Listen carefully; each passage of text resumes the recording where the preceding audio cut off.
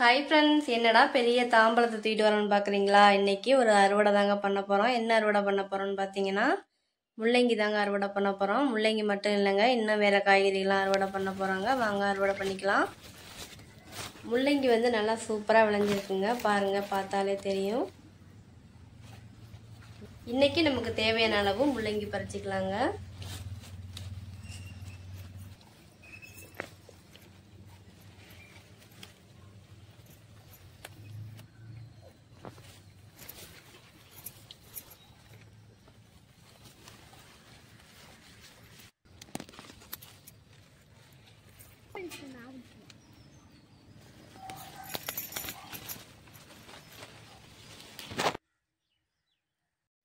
நானே பெரிய தாம்பழமா எடுத்து வந்துட்டோமோ அப்படின்னு நினைச்சேன். முள்ளங்கிக்கே பத்தலைங்க. என் பொண்ணுக்கு இந்த முள்ளங்கியை தூக்கவே முடியலையாங்க. பாருங்க, யாராவது தூக்குங்க அப்படின்னு கத்துது. இது பார்த்தீங்கன்னா இது வந்து சிகப்பு முள்ளங்கிங்க. இவ்வளோ விதையிலையுமே ஒரே ஒரு சிகப்பு முள்ளங்கி முளைச்சிருக்குங்க. இதை வந்து நான் விதைக்காகவே விட்டுருக்கேங்க.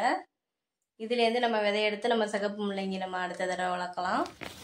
இந்த முள்ளங்கிக்கு நான் எந்த உரமுமே நான் கொடுக்கலங்க. அப்படி இருந்து எவ்வளோ சூப்பராக வளர்ந்துருக்குன்னு பாருங்கள். மக்கின மாட்டுச்சாணம் கூட நான் கொடுக்கலங்க, இருந்தாலுமே சூப்பராக வளர்ந்துருக்குங்க.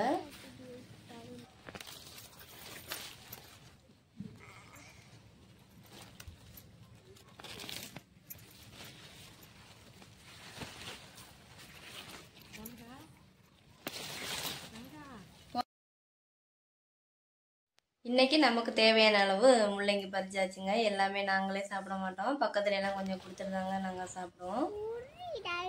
வாங்க, கொஞ்சம் தக்காளி இருக்கு, அதையும் பறிச்சுட்டு வந்துடலாங்க. தக்காளி செடியில் பார்த்தீங்கன்னா காய் டெய்லியுமே தக்காளி இருந்துக்கிட்டே தாங்க இருக்குது. நான் டெய்லியுமே பறிச்சுக்கிட்டே தாங்க இருக்கேன். வெயிட் தாங்காமல் இந்த தக்காளி செடியெல்லாம் அப்படியே சாஞ்சிருச்சுங்க.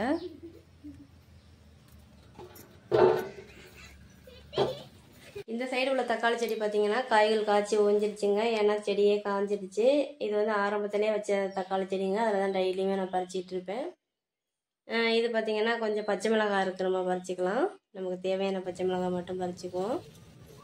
பச்சை மிளகாயும் தக்காளியும் நமக்கு டெய்லியும் தேவைப்படுறதுனால நம்ம டெய்லியும் பறிச்சிக்கிட்டே இருப்போம். அதனால் அறுவடை கொஞ்சம் கம்மியாக தாங்க இருக்கும். நமக்கு பச்சை மிளகாய் எப்போல்லாம் தேவைப்படுதோ அப்போல்லாம் செடியில் ஒடியாந்து பறிச்சிட்டு போகிறது. நம்ம வீட்டில் 2 தக்காளி செடியும் 2 பச்சை மிளகாய் செடியும் வச்சாலே போதுங்க. டெய்லி யூஸுக்கான பச்சை மிளகாயும் தக்காளியும் நமக்கு டெய்லியுமே கிடச்சிக்கிட்டே இருக்குங்க.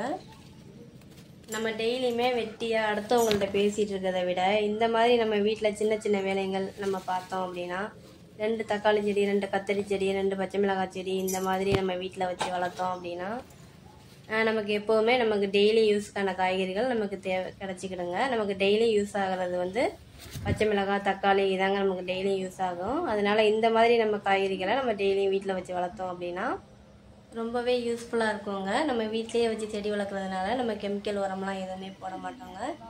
அதனால் நமக்கு உடம்புக்கும் ரொம்ப நல்லது. நம்ம வீட்டில் இடமே இல்லைனாலும் பரவாயில்லைங்க, பழைய பக்கெட் இருந்தாலே போதுங்க. அதிலே இந்த மாதிரி காய்கறி செடிகள் எல்லாமே வச்சு வளர்க்கலாங்க. கொஞ்சம் அவரைக்காய் இருக்குங்க, அதையும் பறிச்சிக்கலாம். இந்த அவரைக்காய் செடியுமே நான் ஒரு சின்ன பக்கெட்டில் தாங்க வச்சுருக்கேன். ஒரு சின்ன பக்கெட்டில் வச்ச அவரைக்காய் செடி எவ்வளோ பெருசாக படர்ந்துருக்குன்னு பாருங்கள். நான் அடுத்த வீடியோவில் நான் பக்கெட்டில் வச்ச அவரைக்காய் செடியை நான் காமிக்கிறேன். இப்போ கொஞ்சம் இருட்டிருச்சு, அதனால் கொஞ்சம் வேகமாக நான் பறிச்சிக்கிட்டு இருக்கேன். மணி இப்போ 6:30 மணிக்கு மேலே ஆயிடுச்சுங்க.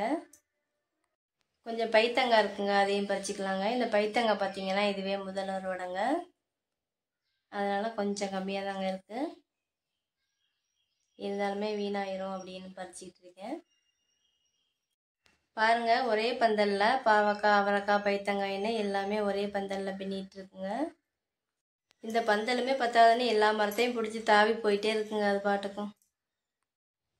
கொஞ்சம் பைத்தங்காய் இருந்துச்சுங்க, அதையும் பறிச்சாச்சுங்க. அடுத்தது பார்த்தீங்கன்னா பாவக்காய் தாங்க பறிக்க போகிறோம். பாவக்காய் பார்த்தீங்கன்னா போன தடவையை விட இந்த தடவை கொஞ்சம் கூடவே இருக்குங்க. பாவக்காய் வந்து ஃபஸ்ட்டு அறுவடை பார்த்தீங்கன்னா 1 இருந்துச்சுங்க. 2வது தடவை பார்த்தீங்கன்னா 2 காய் இருந்துச்சுங்க. போன அறுவடை பார்த்தீங்கன்னா ஒரு 5 காய் இருந்துச்சுங்க. இந்த தடவை பார்த்தீங்கன்னா ஒரு 8 காய் இருக்குது. இன்னும் நிறையா பிஞ்சுகள்லாம் நிறையா இருக்குங்க. அடுத்த தடவை பார்த்தீங்கன்னா கொஞ்சம் நிறையாவே இருக்கும்னு நினைக்கிறேன். இன்னும் செடி படர்ந்துக்கிட்டே இருக்குங்க. செடி படர காய்கள் நிறையாவே இருந்துக்கிட்டு தாங்க இருக்கும். இந்த பாவக்காய் செடி எந்த அளவுக்கு படருதோ அந்த அளவுக்கு காய்கள் இருந்துக்கிட்டே இருக்குங்க. பரவாயில்லைங்க. இந்த பாவக்காய் செடி வச்சது எனக்கு ரொம்பவே யூஸ்ஃபுல்லாக இருக்குங்க. இந்த பாவக்காய் வந்து நம்ம டெய்லியும் சாப்பிட்றதுனால நம்ம உடம்புக்கு ரொம்பவே நல்லதுங்க. டெய்லியுமே சாப்பிட்றத விட ஒரு நாள் விட்டு ஒரு நாள் சாப்பிட்டா ரொம்பவே நல்லதுங்க.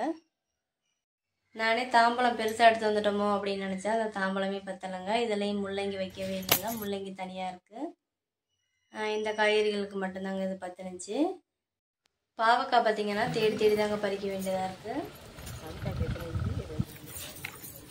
எல்லாமே அறுவடை பண்ணிட்டு வந்தாச்சுங்க. இப்போ நம்ம அடுக்கி வச்சுட்டு எவ்வளோ அறுவடை பண்ணியிருக்கோம் அப்படின்னு பார்க்கலாம். இது எல்லாத்தையுமே தாம்பழத்துலலாம் வைக்க முடியாதுங்க. நான் அந்த டேபிள்லேயே அடுக்கி வச்சுட்டு காமிக்கிறேன். எதுவுமே நம்ம கஷ்டப்பட்டால் தாங்க எல்லாமே கிடைக்கும். அதே மாதிரி இந்த காய்கறிகள்லாம் நான் கஷ்டப்பட்டு போட்டதுனால தாங்க இன்றைக்கி நான் இவ்வளோ தான் அறுவடை பண்ண முடிஞ்சிச்சு. முடிஞ்ச அளவுக்கு எல்லாருமே இருக்கிற இடத்த வச்சு பெரிய இடமா இருந்தாலும் சரி, சின்ன இடமா இருந்தாலும் சரி, இல்லை இடமே இல்லாமல் இருந்தாலும் பரவாயில்லைங்க, மாடி தோட்டத்தெல்லாம் கூட இந்த மாதிரி காய்கறிகள்லாம் வளர்த்து நம்ம ஹெல்த்தியாக சாப்பிட்லாங்க. இந்த வீடியோ உங்களுக்கு பிடிச்சிருந்துச்சுன்னா லைக் பண்ணுங்கள், சப்ஸ்கிரைப் பண்ணுங்கள், பக்கத்தில் இருக்க பெல் பட்டனையும் அழுத்திடுங்க. நன்றிங்க.